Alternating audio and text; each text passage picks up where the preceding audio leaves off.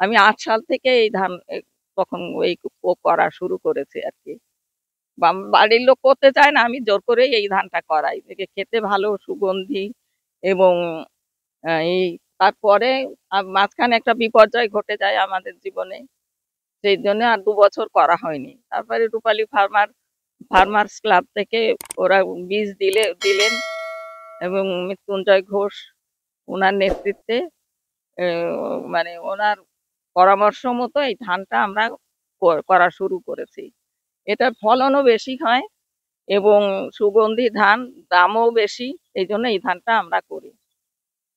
সাধারণ ধান চাষের সঙ্গে এই যে তুলনা করা হয় তখন কি সুবিধা অসুবিধা? সুবিধা, এটা দাম বেশি পাওয়া যায়, এটা দামও বেশি, খেতেও মানুষ আগ্রহী আছে। যারা একবার এই ধান চালের ভাত খেয়েছে, এমনকি কলকাতা থেকেও একজন মানে বলেছে প্রায় খরচটা একই পড়ে যায়।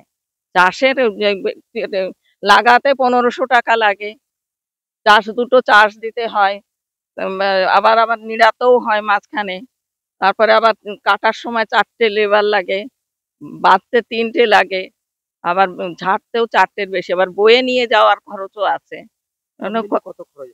হ্যাঁ, এই কত, এটা একদম হিসেব করে মোটামুটি ৬,০০০ টাকারও ৬,৫০০ টাকাও পড়ে যায় পার বিঘাতে। আর বিক্রি কেমন হবে? বিক্রি বিক্রি হবে ভালো। এটা যদি আমি বিক্রি করি তাহলে খরিদ্দার আছে, মানুষ এটা পছন্দও করে। মানে একবার যে খেয়েছে সে বারবার বলবে। যদিও যার সামর্থ্য আছে, সবাই তো আর এটা খেতে পারে না, যার সামর্থ্য আছে চালের দামটাও বেশি, লাভজনকও হয়। ওই জন্যে চাল আমি বিক্রি করিনি, ধানই বিক্রি করেছি ১৯০০ টাকা বস্তা, ৬০ কেজি বস্তার ১৯০০ টাকা। নরমাল ধানে কত করে দাম? নরমাল ধানেও তো গত বছর একটু দাম বেশিই গেছে, ১৬০০ নাকি গেছে এরকম। আমার তো এখন অন্য চালের ভাত, মানে কি বলবো, এইটাই খাই আমরা।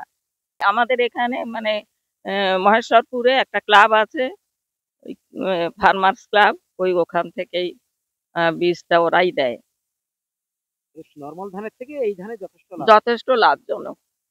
সমস্যা কিছু রয়েছে এই ধানে?